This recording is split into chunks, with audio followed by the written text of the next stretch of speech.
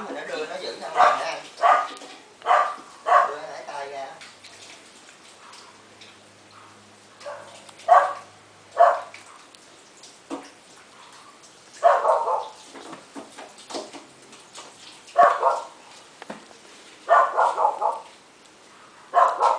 Anh giữ dưới kìa, nó anh hai tay ra chặn hãng ra.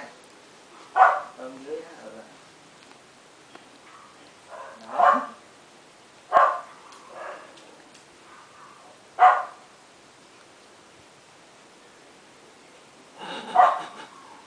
Nên giữ ra chụp giống quốc tế không?